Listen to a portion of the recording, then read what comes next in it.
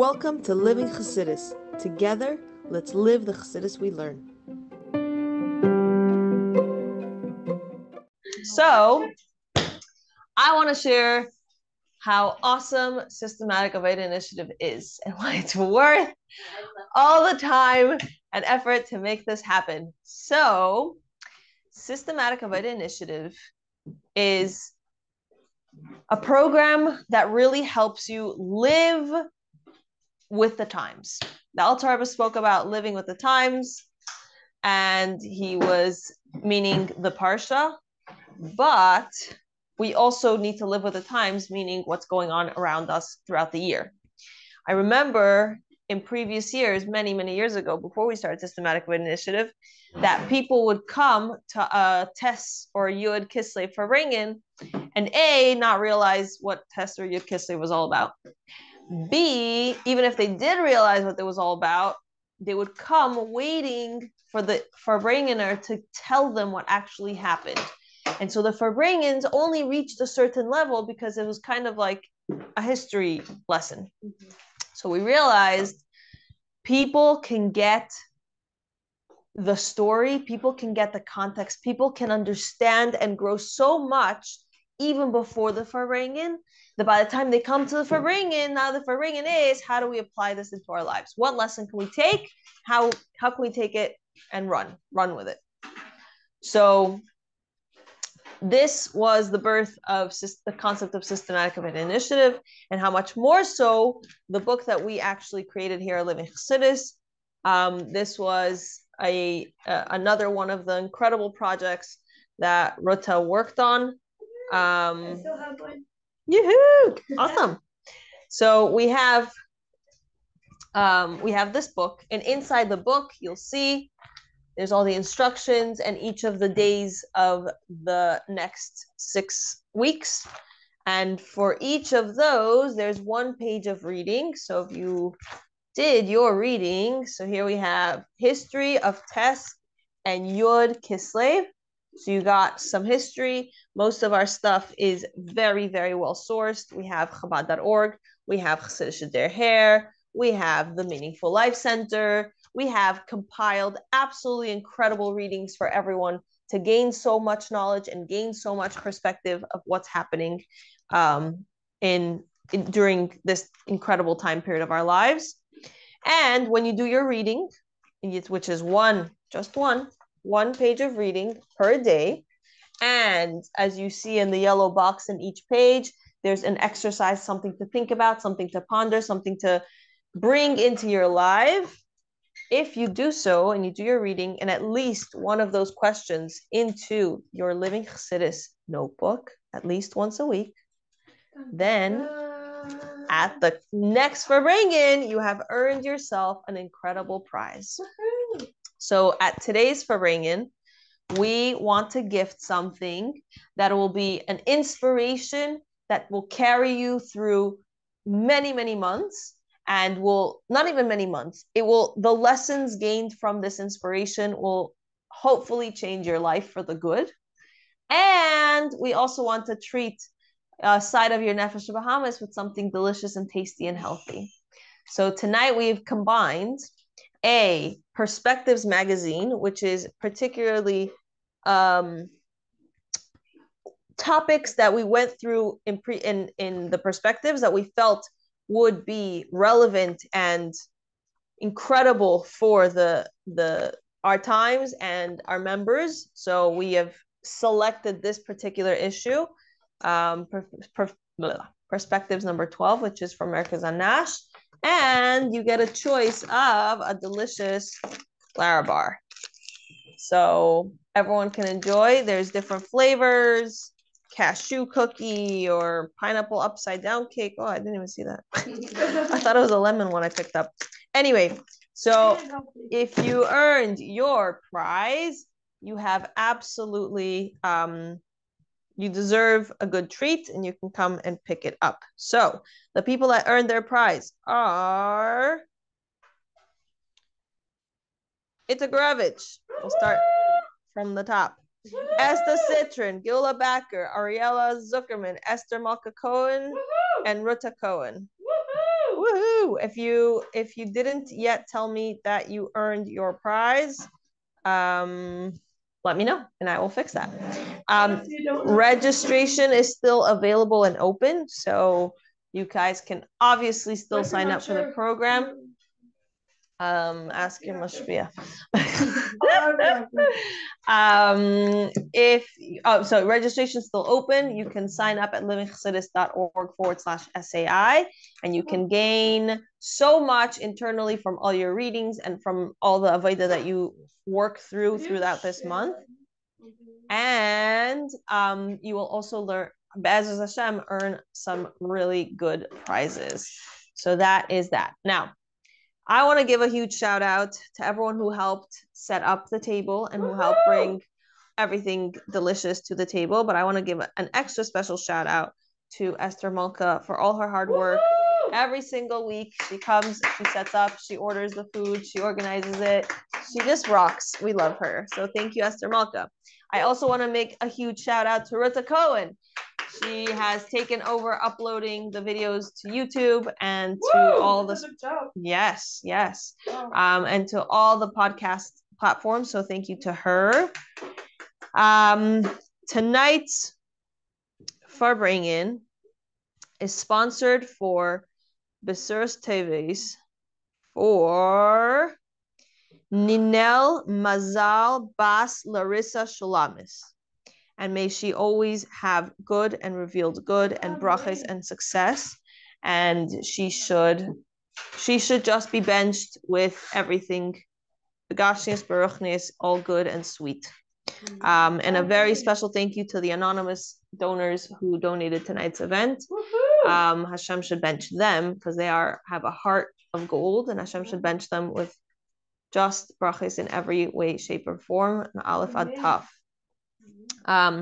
Just a heads up, our next Farbrengen is Be'ezus Hashem on Monday, and that's Yud Kislev, which is the Rebbe and the Rebbetzins anniversary, and that Farbrengen is actually available for sponsorship.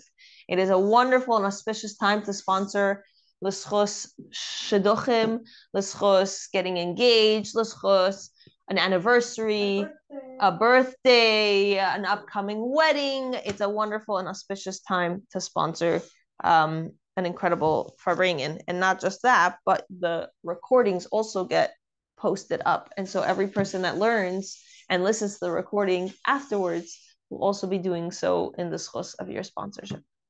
And with that, without further ado, let me pass on the mic. Okay. Hi, it's nice to be here. Thank you so much for inviting me. Is this on Zoom? Yes. Oh, very nice. Hi. Yes. So I was invited to talk a little bit of my story and to try to connect it with the Mittler Rebbe. Like, and that's kind of challenging.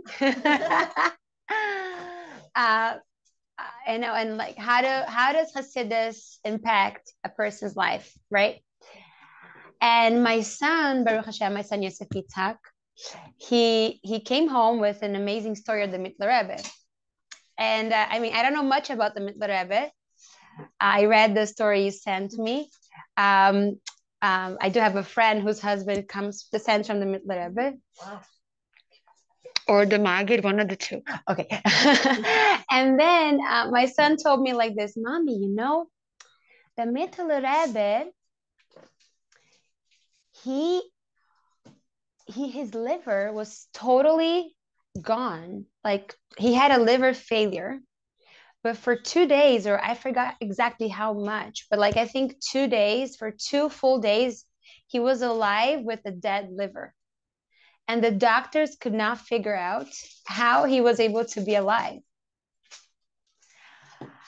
And the doctors were shocked. And then after 2 days, he passed. And I said, but how did he survive then? Was it a miracle? He's like, yeah, it was a miracle. Chassidus kept him alive for 2 days. And then I was thinking about it. Okay, Wow, that's a lot to digest. But I mean, I was like, okay, so how can I talk about it tonight? What does that story mean to me in my personal journey?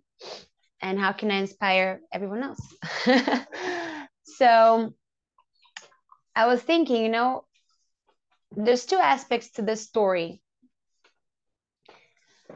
Chassidus enlivens us whether we have a dead liver or not, right? Like Chassidus is our life because Chassidus is the deepest part of Torah. And in the case of the Middle Rebbe, it happened that it was like for real, like Begashmius, his liver was dead, and Chassidus was able to keep him alive, which means that by him, the unity of Chassidus and his physical body was more evident. It was revealed by him. But by each and every one of us, this connection exists. The question is, how much can we reveal it? How much can we actualize? How much can it be so clear that everyone will see that we lived Chassidus, and this is the name of living Chassidus, and it's so beautiful. So, okay, so that's the initial thought, and I'm gonna try to develop it together with you, okay? Because I didn't fully develop the thoughts. I have the seed of a thought, and hopefully we'll develop it together. Chachma Bina, right? And the Middle Rebbe was Bina. Alter Rebbe was Chachma. So this is the Chachma, and the Bina we'll try to do together. So I was I've every Shabbos now I took upon myself to read a little bit of the Orach Chaim HaKadosh, because Pesach, last Pesach, I found out that I am related to him. So my son, listen to this. My son, my oldest son, the same one that told me the Torah de Mitlerem, he came to me, Mommy, from which tzaddik do we come from? I said, oh, that was Erev Pesach. Okay, 20 minutes of her lighting candles. Oh. Perfect timing. I was in the bathroom. Let me get out of the bathroom for a sec. And then he told me, Mommy, I want to know from which tzaddik do we descend from? I was like, what do you mean? Like Avram, Yitzchak, and Yaakov? And he's like, no, Mommy, from Russia. Like we come from any tzaddik from Russia, like a big chassid. I'm like, not from Russia, because on my side, I mean, on Tati's side maybe, but on my side, we're from Morocco. He's like, do you know any recent tzaddik from Morocco? Maybe. I'm like, not that I know of. I can research after, but let's get ready to light candles. Okay. Turns out on Chol HaMoed, I was speaking Portuguese to my daughter, and this young girl, like this teenager, comes to me and says, oh, you speak Portuguese? I said, yes. And I said, oh, you're from Brazil? She's like, yeah. I said, what's your grandma's name? What's your family name? I said, Asayag. My grandma's name is Asayag too. So I was like, oh, for sure we're related. They come from the same city. So we're cousins. Yay, we're cousins. I found a cousin in upstate New York. Yay. She came just to babysit, in the program, in the Pesach program. And her family moved to Iowa. Her father is a sheikhet. And I was like, oh, so what's your name? Esther Ben Attar. I was like, what, Ben Attar? That's a beautiful name. She's like, yeah. And Asayag and Ben Attar are cousins, our first cousins. I was like, yeah, Ben Attar means like Ben, son, Attar, crown. And we come from the Orach Chaim HaKadosh. And I'm like, really? She's like, yeah, and you too. I'm like, no way. Then I found out I have like a few cousins who's the one side is a Sayag, the other side is Ben Attar. Like there's many like this. And then I did more in-depth research, and I found out a relative that was born in the same city of the Orach Chaim. His name was Yehuda Lion Ben Attar. And he was born a year apart from the Orach Chaim Saleh in Morocco. So very likely we're related. But I mean, Ben Attar, same city of the Orach Chaim, whatever. So I was like, okay. So I was like, Yosef, I guess we're related to the Orach Chaim, I guess. Like, we have a cousin here. And the whole Pesach, he was so excited. He was so happy. Wow. And then I found out that by Seudas Mashiach, it's customary to say the story of the Orach Chaim and the Baal Shem Tov, how they almost met and they wanted to meet each other. And it's so funny that I found out on Pesach. It's whatever. So, okay, to make a long story short, I was reading, I bought a set of the Rechaim HaKadosh, and I was reading that 2 weeks ago, Parshas Chai Sarah, it talks about the death of Sarah Imenu.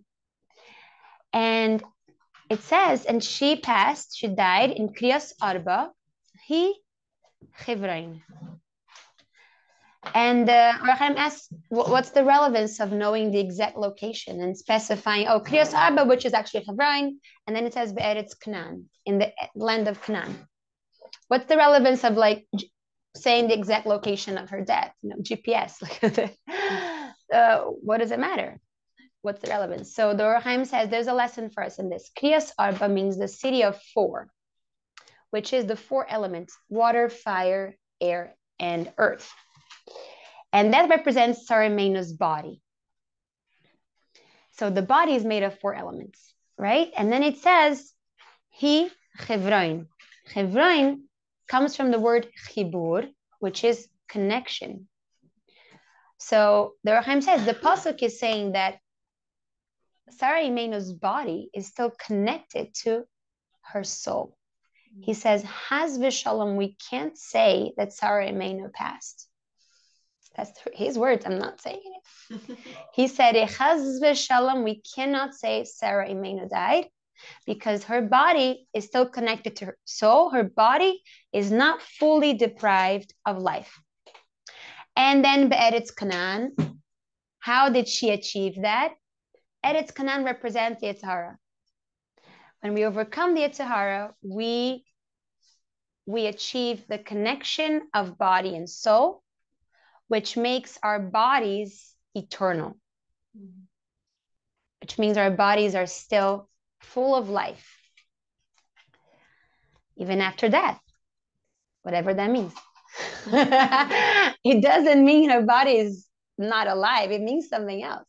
It means disconnection, but in her case, it did not fully manifest because of the fact that she was a Merkava Tzadekis, and she did not give in to the Yetzer Hara, whatever that means for her, right? Because we know that Tzadikim are like us, we are like them.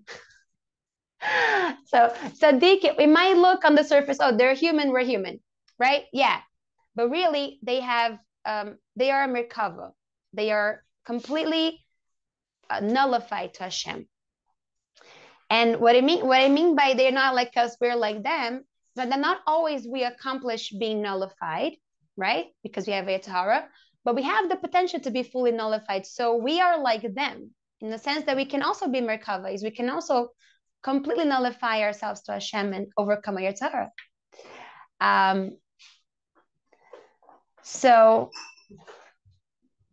And then it comes the question, how can I absorb Chassidus, absorb Torah, right? And overcome the Yetzer Hara in a way that I'm completely unified with my soul, like the body and soul are completely unified. Okay? Chassidus talks a lot about this. How can I accomplish overcoming the Yetzer Hara? What does it mean to overcome the Yetzer Hara? One perspective, one approach that I've been thinking about recently, because I teach in Portuguese the 12 that book by Sterna Ginsburg, Your Awesome Self, that talks about the 12 Pasukim. I'm up to the 5th Pasuk, which is Kol Yisrael Yishahem. No, it's the 4th. The 5th, what's the 5th? Nava Hine? Kikare. So it says Kikare v'lecha davar me'od. And so she explains in this book, and I guess it's according to what the Rebbe explains. I'm sorry, I'm looking down. It's hard for me to look at the camera. I'm looking at the people. I'm sorry, everyone here. It's hard for me. The Zoom people are used to it. Okay. And in this book, she talks about how, like the body has a defense mechanism, right? That if the body senses a danger, what does it do? It goes on fight, flight, or freeze, right? The 3 defense mechanisms of the body. And the soul also has a defense mechanism. The soul, when it senses danger, it defends itself and expresses itself. But she says, how can it be then that there are threats that the soul, or that we totally don't pay attention to? How come we're not fully immune to all the threats? We're not always grasping the tricks of the Yetzer Hara. How can we fall for such seemingly obvious mistakes? But for us, it's not obvious. We feel completely, we don't perceive a threat sometimes with the Yetzer Hara. And she's like, a toddler, when he runs to the street, right? Why does it run to the street? Why the toddler is not on fight or flight mode? Because he's not developed yet.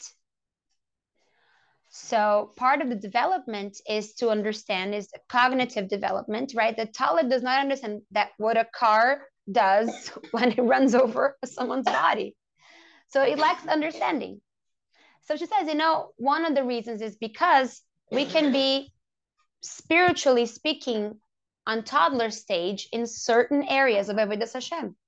And that's why we don't perceive threats sometimes. We don't perceive spiritual threats. We don't perceive that this is the Yetzer Hara trying to convince me of something. We think it's us. We fool ourselves. We delude ourselves. And then she talks about delusion. She says that to make this book, she consulted with Rabbi Twersky. And Rabbi Twersky said that she mentioned to him, like, it's so hard that people don't believe they can change. They don't believe it's possible to change. And he's like, of course, because delusion is much more powerful than truth. And she's like, what? He's like, yeah, and it's true that truth is more powerful. But in practical terms, if a person decides to tell a story to themselves and to delude themselves, a psychiatrist cannot help. And then he made an experiment to show the doctors how delusion is powerful. He took two nurses, they were close friends. He hypnotized one of them. Her name was Carol. The other name was Betty. So Carol was hypnotized, and he put an empty chair next to Carol. And he said, so this is Betty. You can talk to her. And she started talking to an empty chair.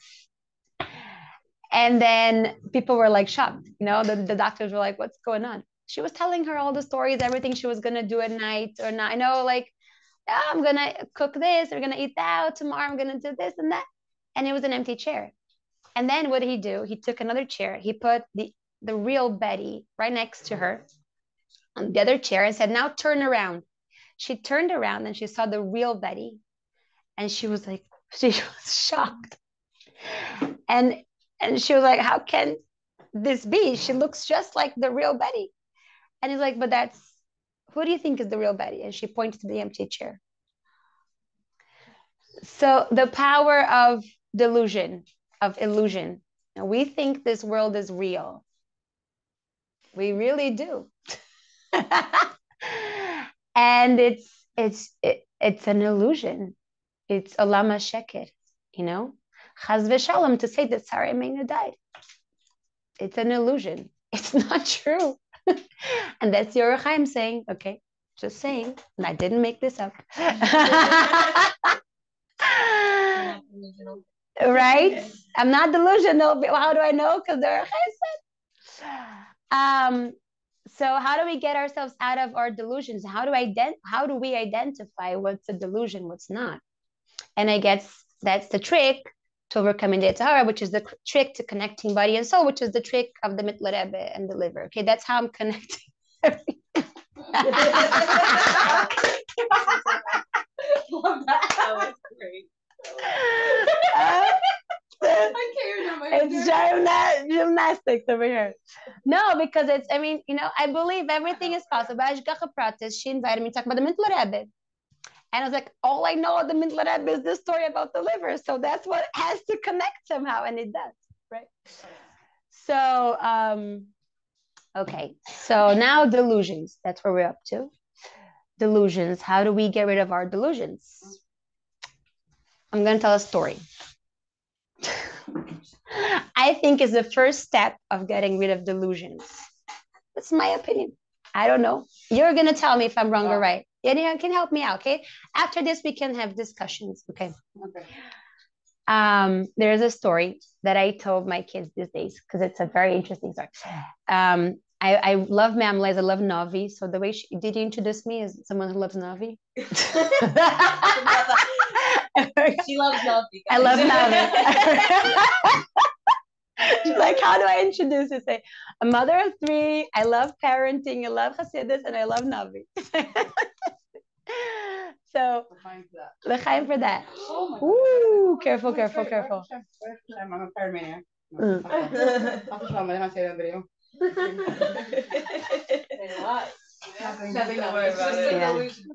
Yeah, delusion. We think things and people have power. That's the delusion. Okay, but anyways, so fine. So the story is like this. There was a rabbi who was very, very holy, very big tzaddik, and he was studied Torah the whole day. And he was also very good looking. The Yitzhar was jealous of him. And there's a name for him. I forgot his name, but I can consult. Yeah. He was jealous. Because Yitzhar jealousy is jealousy. He's a big glove of jealousy. He's like everything that's negative, Yitzhar embodies it. So like I'm jealous. I want to test him. I want him to fall. I want him to sin. And he said, Hashem, can I please test him? And Hashem said, you can try, but I know my son. My son, he's going to succeed. You can try. Go ahead. I told you this story, right? My son, I know him. Go ahead, try him. Good luck. So he went and he pretended to be a beautiful woman. Not sneerstic. And then the rabbi was learning Torah. All of a sudden, he sees a gorgeous, like, not sneerstic woman. And he was like, whoops. He came back to learning. He was like, that was so weird. What is she doing here in shul? So, fine. And then he would stand up and wash his hands. There she was. And he realized she was not a human being. He realized it was something weird. And so what did he do? He took a knife and he poked both of his eyes. I know. Guys, relax. He's fine. Yeah, really. No, it's not illegal. So he was like, no, wait a sec. Right? So he poked his own eyes. The Yitzhar was like shocked. He came back to Hashem and said, I tried. He's like, I told you. And then he sent Malach Gavriel to Raphael to heal him. And Malach Raphael, and what did he do? Get away. You're not touching me. I'm not getting healed. Get away. And then he went back to Hashem and said, Hashem, what's going on? He said, he doesn't let me touch him and heal him. What do I do? And Hashem said, no. And then he said, go back and insist. And Malach Raphael came back and said, Hashem told me to insist. He's like, only if Hashem promises, he's not going to allow the Yitzhar to test me again. And so Malach Raphael came up and said, that's what he said. Say, okay, I'm not allowing the Yitzhar to test him anymore. I'm back. And then he allowed himself to be healed. And that's the story. So it's a medrash, if I'm not mistaken. And it's there's two stories, right? One of someone who was not gaivadik and thought that just because he's a tzaddik, he's immune. Because as long as a person is in a body, there are pitfalls, there are tests. This world is not fully pure. There's impurity. As we know very well, just by reading the news, we can know it's a fact, and so there's challenges, there's negativity, and there's the Torah. So we have to be aware that we have to question, is this real or is it not? And that's what he did. He was like, is she real? No, she's not real. So I think the first step to overcoming delusion is accepting that delusion exists. That's the first step.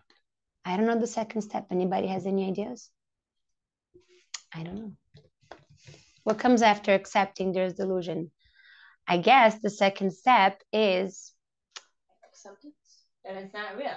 It could exist, but it's not real. I mean, but you want to go back to this analogy or this medrash? That's Farbrengen. Right? Yeah. I'm saying, well, even though it wasn't real, mm-hmm. he still wasn't willing to be healed because there's some element of realness to it, right? If it was such a or if it wasn't so, if it was so not real, then why was he so unwilling to be healed? What's real is the fact that he can not control himself and not resist temptation. Well, that's real to him. It's real that there's a reality. Right. What's real and what's your perception? Back to Isaiah versus perception, back to the mushal you gave of his Betty sitting in chair. The person talking to an empty chair, she's talking to someone. She's talking full on. Yeah. Meaning to her real. Like this person in her in outside being delusional or outside of being hypnotized, she wouldn't talk to her, right? Because she's in touch with reality, with the objective reality, that it's an empty chair. But in this moment, or back to this guy, like in this moment, as much as he knows it's a mirage of some sort, I hate her trying to flaunt him as a woman, it's real. It's a real experience. So how do you, more than just recognizing that it's not like, there's not substance to it, but there is substance to it. So how do you like differentiate that? I think it doesn't have to continue once you realize it's not real. Well, then you don't have to continue. Well, then why did he, like, back to this analogy and back to this whole thought for us, just because we can recognize that, yeah, we have Yetzer Hara and there's elements of this world that's not real, right? Like, this whole world's an illusion. How do you, like, take the knowledge and make that in, like, a consistent in your life? Right. It's not real in a sense that it's the opposite of Hashem. The only reality is Hashem. The only thing that's real, it's something that doesn't die. God give force to that, though. Evil will die, but die meaning not like Saraimeno. Die like stop existing. It'll become nothingness, how it was in the beginning before Hashem created evil. So we are not. Kedusha is not going to die ever. It's eternal, because it's. I'm learning a mimer, Rashis Goyim Malik, and it says in the mimer, the difference between klipa, right, between the opposite of kedusha and kedusha. On the one hand, the Tahara seems very strong because it's real. Like it wakes up before me, it puts me in a bad mood, right? It's real. It's strong. Strong. That's the word. It's strong, but isn't real. It's a difference. Right.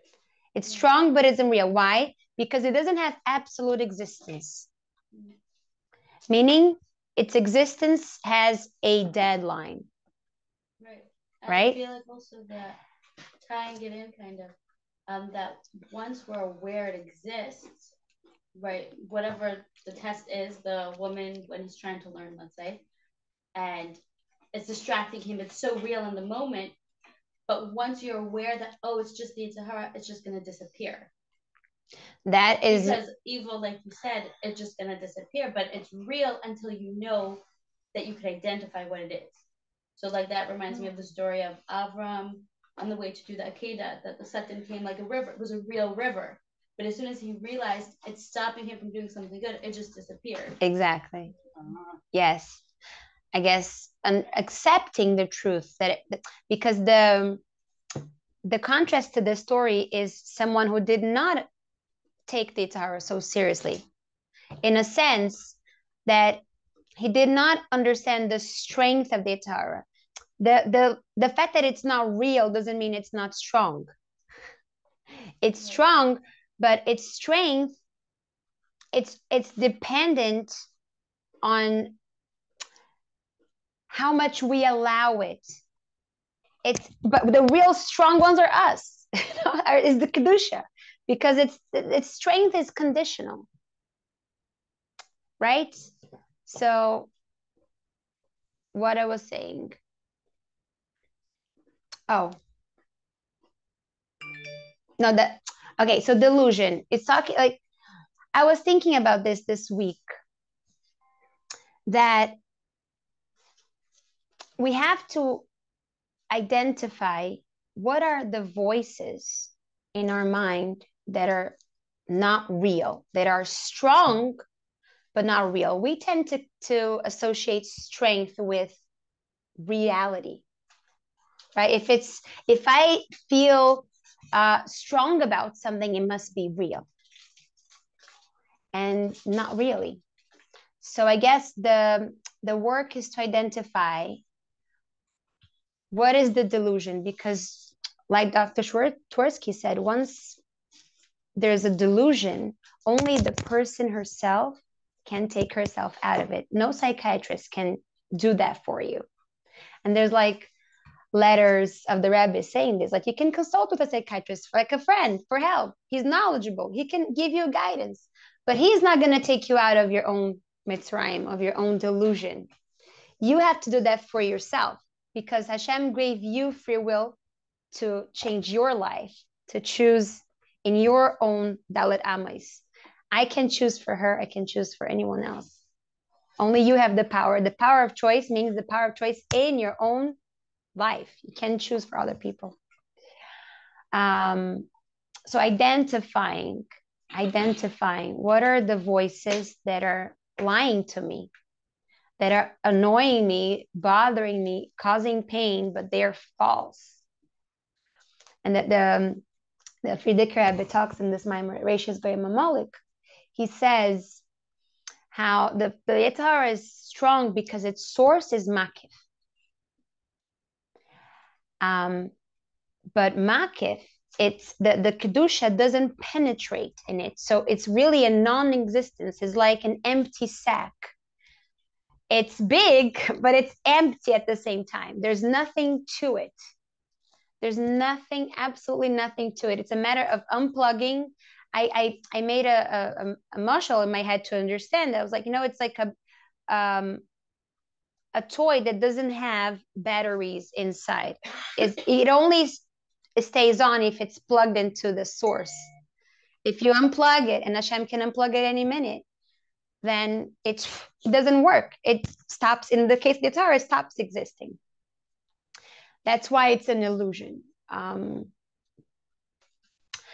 But yeah, so how to live with Chassidus, right? That's the theme.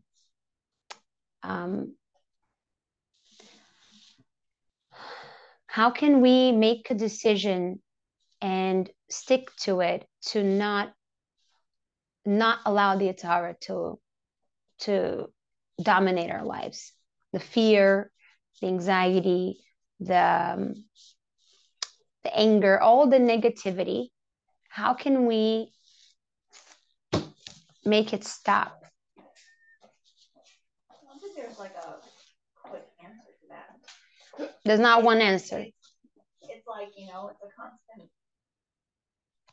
Forget day by day. It's a constant, 10 minutes by 10 minutes by 10 minutes. Yeah. If you're lucky. And it's not minute by minute. Minute by minute. Yeah. So I was talking about identifying delusion. There's also thinking, right? There's I heard Rabbi, I love Rabbi Tab. I heard in Rabbi Tab's one of his shiurim that a chassid came to the Rebbe Rashab, if I'm not mistaken, and asked him so I have this and this avera. What's my ticket? He's like 610 fasts. And he was like, you want me to die? He's like, no, that's not food fasts. Fasts meaning 15 minutes of thinking about who you are, thinking about you, your life. And I'm suggesting thinking about what thoughts were delusional thoughts that I had throughout the day, what narratives did I create, and which ones are true. I have a question. Yeah. So I've thought about this before, that not necessarily is it that it's always like the Yetzer Hara is in your head, and like every thought you think of that's negative is like the Yetzer Hara. Ah. Like it could be Okay. there's like other things that, like, let's say someone told you like, oh yeah, this is true, and like let's say they were joking, whatever, and then you grew up and you're like, oh, that's not true at all. Like I'm saying that's like something light, but like let's say something serious, someone actually lies to you and teaches you something incorrectly on purpose for whatever reason. You could think that that's true, but it's not, and so like you could have like false perceptions in your head, and not necessarily is it, oh, it's the Yetzer Hara. It could be so many other things as well. So how do you know when it's the Yetzer Hara? How do you know if it's something else? Beautiful question. It could be, yeah, I guess childhood is a big trap, you know? According to it, I guess. Oh, thank you. Thank you. No, it's true. You're right. No, because what she basically is saying is like, okay, there's stuff that I was taught when I was a child and they were not true, and now I'm miserable because of those lies that I was taught as a child, or because of my childish perspective on things. And like, right, so Just be the Yetzer Hara. So it could be, but it could not. That sounds like. It could be also yeah, it's limiting beliefs. The Yetzer Hara comes also disguised in childhood traumas. You know what I mean? Wait, like, oh no, I'm cute. I'm your childhood trauma, and I'm cute. I'm harmless. I'm here. Cuddle with me, you know. I think there's also that. There's many clothing. Regardless of where it comes from, Mm-hmm. we could still use the same tools to recenter ourselves. Mm-hmm. Like even if it's a misguided belief that's not necessarily quote unquote Yetzer Hara or not, I think the same tools of how we treat the Yetzer Hara's attempts could still be used for that misguided belief. Like this is also a mirage. This is also a deceitful image that's not true. And we could also, you know, even if it's not, oh, the Yetzer Hara is trying to get me, but the same tools work, in my opinion. The Yetzer Hara has many ways. I say the Yetzer Hara, but you can say like limiting beliefs. Anything that drags us down is what I'm calling the Yetzer Hara.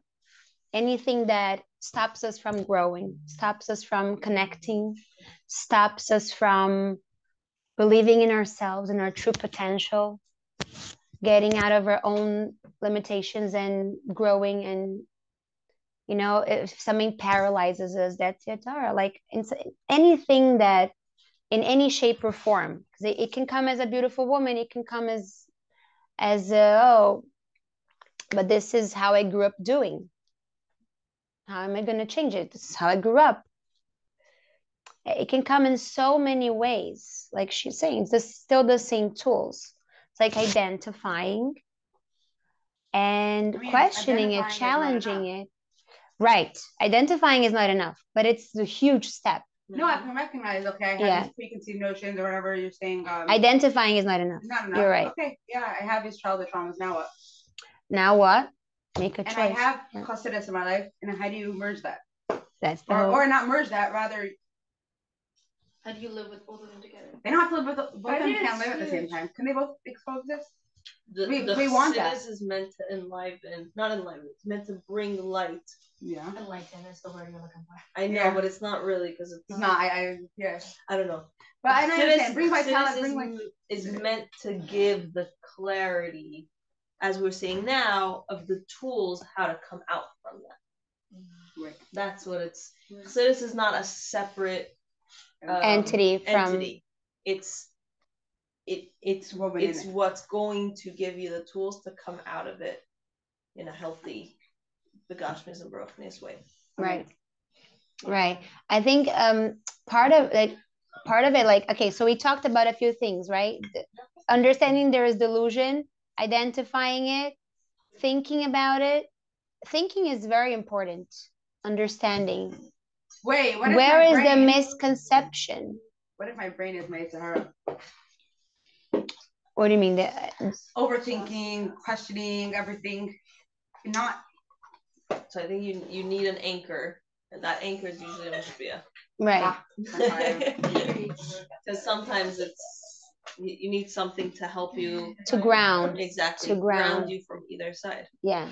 Not to go too far. I just gave you food for thought. I'm not giving you final solutions. It's just thoughts that I've been thinking this week. And because I teach also this book, Hikar Velecha, it's something that's very close and possible. It's doable. It's not like, it's like not, it's very close to you in a sense that your soul is always with you. It's wherever you go. So it can break through, but part of it is identifying it's like teaching yourself also. The same way you teach a toddler. We were talking about development. The reason why a toddler crosses the street with no fear at all, doesn't bring any alarms, because the toddler doesn't know. If we don't know what's pulling us back, what's holding us down, then we can't, wait a second, there can't be any alarm, anything ringing, because we don't know what's dangerous in terms of spiritually dangerous, and we don't know what's not. Every time she says, like, every time we cross the streets, crossing the streets is the metaphor for a decision we make. Where is this decision taking us? Are we going in a dangerous crossroad, or are we going on a safe path? And I'm saying, choosing 10 minutes, like, we make decisions all the time. Decisions of what to say, what not to say, what to eat, what not to eat, to talk, to do, what to share, what not to share. And like, we make all micro decisions throughout the day. And every single decision we make, as small as it seems, is like crossing. We're always like crossing the street. And sometimes we are toddlers in a certain area and we don't understand what's so bad about screaming at my 6-year-old. So I'm human, right? I'm human after all. And that's the delusion, right? The delusion is, because I'm human, all my negative actions are justified. And she says, like, that's her words in the book. It says like this: I don't have, meaning acknowledging my humanity does not mean being limited by it. Acknowledging my humanity does not mean that I have to be limited by it. I can acknowledge my humanness, my humanity, and I can still act beyond it with my soul, which is higher than my human limitedness. And so we think, oh no, but I'm only human. No, yes, you are. It's true. That doesn't mean you can't act beyond your humanity. And when we do that, we connect our body and soul. And we add an element of infinity to our human existence. We are more powerful and bigger than what we think. The things that we sometimes think are powerful and big are really not. They're nothing. And we think to ourselves as, oh, we're only human, we can't do this. Yes, we can. It's the opposite. That's the delusion. So yeah, is that good enough? Yeah. Is it good? Is it good? I know, just I'm trying to make sense here with my. You're making sense. I'm making sense. Yeah, beautiful. I think it would be cool to like share parts of the story up for that. I think everyone. Yeah. I like it. It's really like, I never heard it before, but it really sounds good. Yeah. Okay, You're good. slowly fleshing out a concept, and it's very good. I'm developing as I say. Like, I'm not. Yeah, it's not fully mature. I'm good. I'm happy. Yay. The middle Rebbe after all. Yeah. I didn't know about the Nava Rabbi. So you missed the part that I said, the story that my son told me. He came home like super excited. He was like, "Mommy." Yosefita. She babysat them. He said, like, you know, the Mitler Rebbe, mommy, for 2 days he had a liver failure. His liver was dead, and he was still alive for 2 days without a liver. The doctor said, "How come he's alive? That makes no sense." And then I said, "How did he stay alive?" Yosef, Hashem made a miracle. He's like, "No, Chassidus kept him alive." Chassidus kept him alive. Yeah, and so Chassidus keeps us alive because it gives this infinity to the finite human existence. It's not that it keeps us alive. It is life. It is real life. The limited human experiences is an illusion. It's a temporary situation. It's like, we're spiritual. Are we? That Rabbi Taub always says this.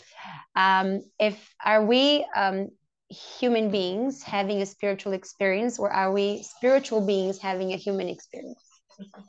Which one of the two is the defining factor? So the truth is that the reality is that we're spiritual beings and we're having a human experience. And humanity does not define us. We can go. True humanity actually is this transcendence within within the finite world. That's true humanity. Fake humanity is like, yeah, we're stuck here. There's nothing. We're stuck with our humanity. We can't act beyond our animalistic instincts and our impulses. That's fake humanity. True humanity is this paradox. Yes, I have a Torah, like I have a tendency to sometimes act, angry, or that doesn't define me. I am way bigger than that, not in terms of the ego. I'm bigger in terms of I have an unlimited soul, and those instincts, those negative things that pop in my mind, and those impulses do not define me. And it's just when we understand that the delusion is that we think it defines us, then we can, okay, I got this. I can be a mensch regardless of the circumstances. I can act with dignity and patience and like royalty. Like I can be a true mensch despite the circumstances, despite what this person said, what that person said, what this happened, that happened. I can still remain true to my real identity, which is my soul, nothing else. L'chaim to that. Thank you. Yeah. Thank you So. so